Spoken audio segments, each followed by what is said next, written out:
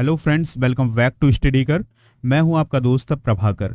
Daily current affairs में आपका बहुत बहुत स्वागत है। आज है 5 जून और 5 जून 2022 से रिलेटेड जितने भी इंपॉर्टेंट करंट अफेयर्स होंगे उनको हम डिस्कस करेंगे। तो दोस्तों, इस लेक्चर को आप लास्ट तक सुनिएगा। लास्ट में आपसे कुछ क्वेश्चन पूछे जाएंगे इसी लेक्चर से रिलेटेड, तो उनके जवाब आप कमेंट बॉक्स में जरूर दीजिएगा। हमें इंतजार रहेगा आपके आंसर का। अगर आप किसी भी कॉम्पिटिटिव एग्जाम की तैयारी कर रहे हैं तो आप स्टडी कर को फॉलो कर लें और बेल आइकॉन यानी घंटी वाला बटन जरूर दबा लें, जिससे आपको समय पर और सबसे पहले नोटिफिकेशन मिल सकेगा। पीडीएफ अगर आपको चाहिए तो पीडीएफ मिल जाएगा टेलीग्राम पर, जिसका लिंक आपको डिस्क्रिप्शन बॉक्स में दिया गया है। चलिए दोस्तों, अब हम कल के यानी 4 जून 2022 के जो मोस्ट इंपॉर्टेंट करेंट अफेयर्स थे उनका एक बार फटाफट अंदाज में रिवीजन कर लेते हैं। तो ध्यान से सुनिएगा। फर्स्ट क्वेश्चन क्या है? सशस्त्र सीमा बल के महानिदेशक के रूप में किसे नियुक्त किया गया है? तो एस.एल. थाउसेन को सशस्त्र सीमा बल यानी एसएसबी का डायरेक्टर जनरल नियुक्त किया गया है। अगला प्रश्न है, हॉकी एशिया कप 2022 में भारत ने कौन सा मेडल जीता है? तो दोस्तों, एशिया कप जो हुआ है हॉकी का 2022 का, उसमें ब्रॉन्ज मेडल हासिल किया है इंडिया ने। तेलंगाना का स्थापना दिवस कब मनाया गया? 2 जून को मनाया गया। बुजर निसानी किस देश के पूर्व राष्ट्रपति थे जिनका हाल ही में निधन हो गया है? तो दोस्तों, ये अल्बानिया के राष्ट्रपति थे और अल्बानिया यूरोप महाद्वीप में आता है। अगला प्रश्न है, आयु ऐप को हाल ही में किस राज्य सरकार ने लॉन्च किया है? तो दोस्तों, अभी हाल ही में कर्नाटक की जो गवर्नमेंट थी उसने आयु ऐप को लॉन्च किया है। अगला प्रश्न है, चीन को पीछे छोड़कर भारत का सबसे बड़ा व्यापारिक भागीदार कौन सा देश बन गया है? आंसर है इसका America. Mumbai international film festival of India के 17वें संस्करण में लाइफ टाइम अचीवमेंट पुरस्कार किसे दिया गया है? तो ये दिया गया है संजीत नार्वेकर को। किसे दिया गया है दोस्तों? संजीत नार्वेकर को। संयुक्त अरब अमीरात के साथ किस देश ने मुक्त व्यापार समझौते पर हस्ताक्षर किए हैं? आंसर होगा इसका इजराइल। यानी इजराइल ने संयुक्त अरब अमीरात के साथ अभी हाल ही में मुक्त व्यापार समझौते पर हस्ताक्षर किए हैं। चलिए फ्रेंड्स, अब हम बात करते हैं 5 जून 2022 के मोस्ट इंपॉर्टेंट करेंट अफेयर्स की। तो फर्स्ट क्वेश्चन आप ध्यान से सुनिएगा। फर्स्ट क्वेश्चन है, सुपर कंप्यूटर फुगाकू को पीछे छोड़कर दुनिया का सबसे तेज सुपर कंप्यूटर कौन बन गया है? तो दोस्तों, उस सुपर कंप्यूटर का नाम है फ्रंटियर। अब आप ध्यान से सुनिएगा कि जो फुगाकू सुपर कंप्यूटर है ये जापान का है। किस देश का है दोस्तों? जापान का। और जो फ्रंटियर सुपर कंप्यूटर है ये है अमेरिका का। तो दोस्तों, जो फुगाकू है ये अब तक का सबसे तेज सुपर कंप्यूटर था, लेकिन अब अमेरिका का जो फ्रंटियर सुपर कंप्यूटर है वो अब दुनिया का सबसे तेज सुपर कंप्यूटर बन गया है। ठीक है। और अगर हम फ्रंटियर सुपर कंप्यूटर की बात करें तो इसे अमेरिका के ऊर्जा विभाग के ओक रिज नेशनल लेबोरेटरी के लिए बनाया गया था। इस सुपर कंप्यूटर में 87,30,112 सीपीयू या प्रोसेसर लगे हुए हैं। तो दोस्तों, अभी हमें कैसे पता चला कि ये जो फ्रंटियर है ये सबसे तेज सुपर कंप्यूटर है? तो दोस्तों, अभी हाल ही में ग्रीन 500 नाम की एक लिस्ट या सूची जारी की गई है, जिसमें दुनिया के 500 सबसे तेज सुपर कंप्यूटरों की एक लिस्ट को जारी किया गया है। तो इसमें सबसे टॉप पर जो सुपर कंप्यूटर था वो था फ्रंटियर। तो दोस्तों, इस रिपोर्ट से ये पता चला कि जो फ्रंटियर है ये सबसे तेज सुपर कंप्यूटर है। सेकंड कौन है दोस्तों? तो ये है फुगाकू। और फुगाकू किस देश का है दोस्तों? जापान का। ठीक है। चलिए फ्रेंड्स, अब हम बात करते हैं सुपर कंप्यूटर की स्पीड की। तो दोस्तों, सुपर कंप्यूटर फ्रंटियर ने 1 एक्साफ्लॉप से भी ज्यादा की स्पीड प्राप्त कर ली है। ठीक है दोस्तों, यानी कि जो सुपर कंप्यूटर फ्रंटियर है उसकी जो स्पीड है वो 1 एक्साफ्लॉप से भी अधिक है। और जबकि जो फुगाकू सुपर कंप्यूटर है उसकी जो स्पीड है वो है 442 पेटाफ्लॉप्स। और 1 एक्साफ्लॉप बराबर होता है 1000 पेटाफ्लॉप। तो दोस्तों, ये जो एक्साफ्लॉप या पेटाफ्लॉप जो बात आ रही है ये सुपर कंप्यूटर की स्पीड को मापने की यूनिट होती हैं। तो आप इतना याद रखिएगा। दोस्तों, भारत के सबसे तेज सुपर कंप्यूटर की अगर हम बात करें तो वो कौन है? परम सिद्धि AI। ये पॉइंट जो है वो आप नोट कर लीजिएगा कि जो परम सिद्धि AI है ये भारत का सबसे तेज सुपर कंप्यूटर है। अगला प्रश्न है, bureau of civil aviation security का नया डायरेक्टर जनरल किसे नियुक्त किया गया है? तो इस क्वेश्चन का आंसर है जुल्फिकार हसन को। तो दोस्तों bureau of civil aviation security का नया डायरेक्टर जनरल जुल्फिकार हसन को नियुक्त किया गया है। दोस्तों जुल्फिकार हसन इस पद पर 31 अक्टूबर 2024 तक अपनी सेवा देने वाले हैं और ये 1988 बैच के आईपीएस ऑफिसर हैं। वर्तमान में वो स्पेशल डायरेक्टर जनरल के तौर पर सेंट्रल रिजर्व पुलिस फोर्स यानी सीआरपीएफ के रूप में सीआरपीएफ में काम कर रहे थे। ठीक है दोस्तों, अब हम बात करते हैं bureau of civil aviation security की। तो यह भारत का सिविल एविएशन सिक्योरिटी अथॉरिटी है। इसकी स्थापना 1978 में की गई थी। मुख्यालय नई दिल्ली में है। चलिए फ्रेंड्स, नेक्स्ट क्वेश्चन डिस्कस करते हैं। बहुत ही इंपॉर्टेंट क्वेश्चन है। तो दोस्तों किस राज्य में जातीय जनगणना करवाने का फैसला लेने वाला दूसरा राज्य बन गया है? यानी वह कौन सा राज्य है जो कि जातीय जनगणना करवाने वाला भारत का दूसरा राज्य बन गया है?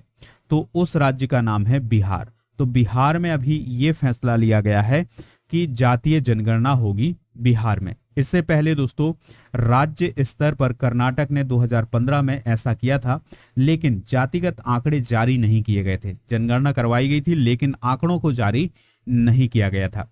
केंद्र सरकार ने भी साल 2011 में socio economic and caste census का सर्वे करवाया था, लेकिन इसके भी आंकड़े जारी नहीं किए गए थे।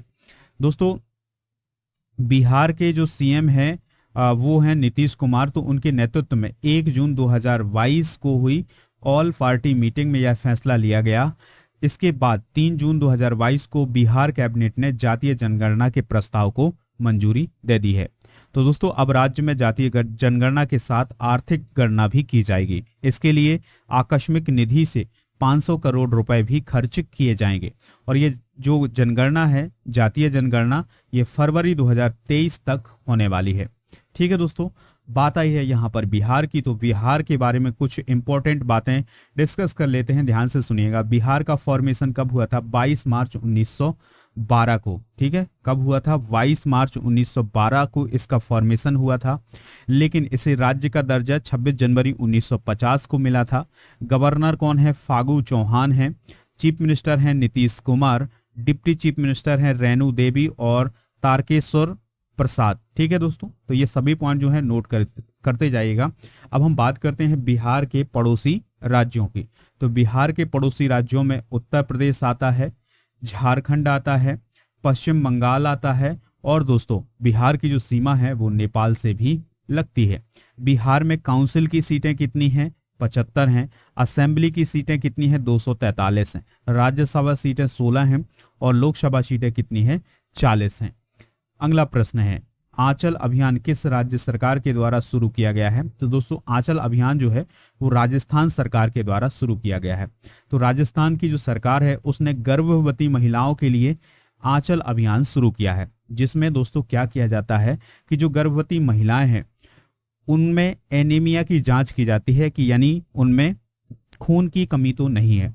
तो दोस्तों इस अभियान के तहत 13,000 से अधिक महिलाओं का टेस्ट किया गया, जिसमें 11,000 से अधिक जो महिलाएं थीं वो एनीमिक पाई गई हैं, यानी उनमें खून की कमी पाई गई है। फिर दोस्तों उनके लिए इलाज संभव करवाया जाता है इस अभियान के तहत। ठीक है दोस्तों, बात करें अगर हम राजस्थान की, तो राजस्थान की जो कैपिटल है वो क्या है दोस्तों? वो है जयपुर। फिर चीफ मिनिस्टर कौन है? अशोक गहलोत हैं। गवर्नर कौन है दोस्तों? कलराज मिश्र हैं। कौन है दोस्तों? कलराज मिश्र जो है वो गवर्नर हैं कहाँ के? राजस्थान के। ठीक है, ये सभी पॉइंट जो है नोट कर लीजिएगा।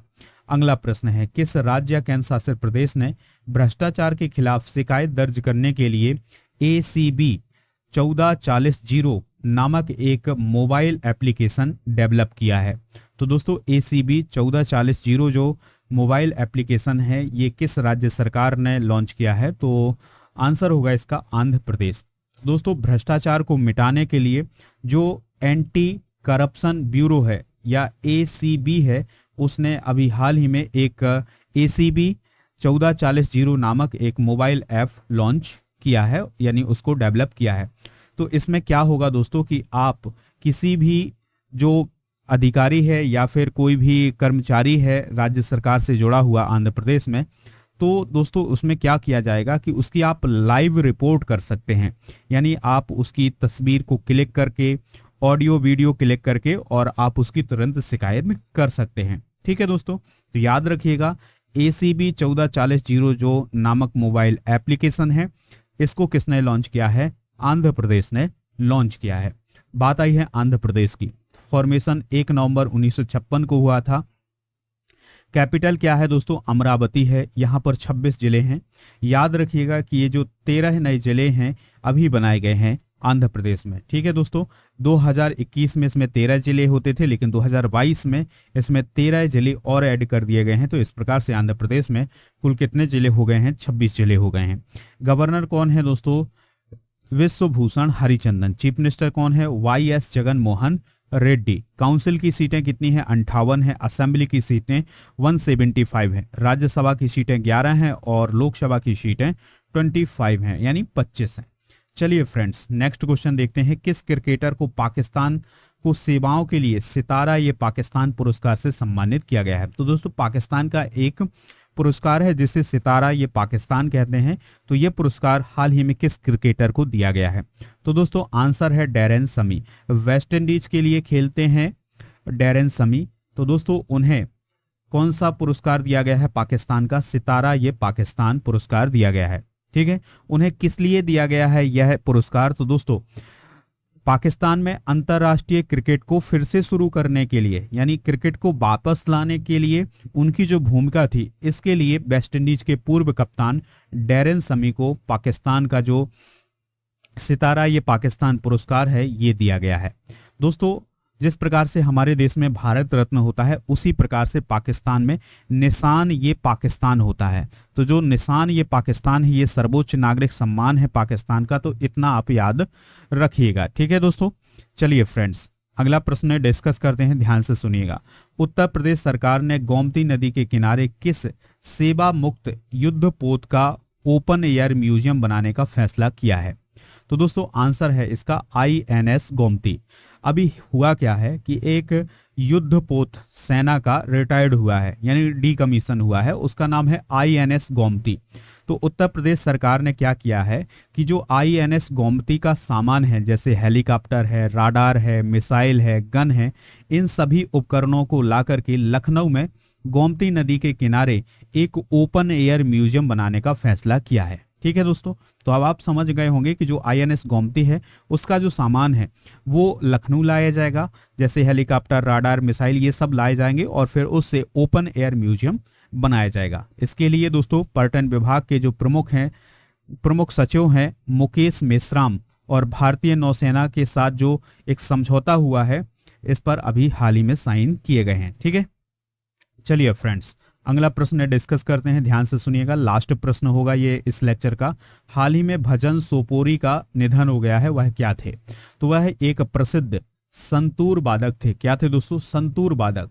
तो संतूर वादक भजन सोपोरी का हाल ही में निधन हो गया है, और इतना आप याद रखिएगा, बहुत ही इंपॉर्टेंट है। और इनका संबंध दोस्तों जम्मू कश्मीर से है।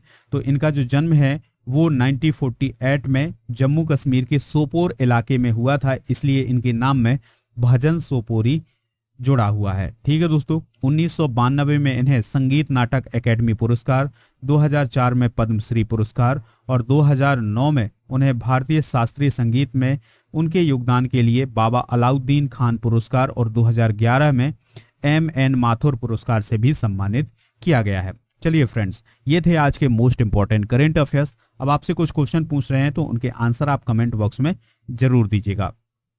फर्स्ट क्वेश्चन है भारत का सबसे तेज सुपर कंप्यूटर कौन है? सेकंड क्वेश्चन है बिहार के गवर्नर कौन है? और थर्ड क्वेश्चन है आंध्र प्रदेश की कैपिटल क्या है? तो इन तीनों प्रश्नों के आंसर आप कमेंट बॉक्स में दीजिएगा। अगर आपसे ये प्रश्न नहीं आते हैं तो आप लेक्चर को फिर से सुनिएगा, आपको इनके आंसर कमेंट बॉक्स में जरूर मिल जाएंगे। दोस्तों अगर आप अनअकैडमी पर तैयारी करना चाहते हैं तो राजा गुप्ता को फॉलो कर लें और कोड यूज करें राजा नंबर 1। आप हमें खबरी पर फॉलो कर लें, वहां पर मोस्ट इंपॉर्टेंट ऑडियो लेक्चर मिलते हैं। और दोस्तों अगर आपको ये लेक्चर पसंद आया है तो आप इसे लाइक कर सकते हैं और शेयर भी कर दें सभी दोस्तों को सभी सोशल मीडिया प्लेटफॉर्म पर। मिलते हैं नेक्स्ट लेक्चर में। जय हिंद, वंदे मातरम।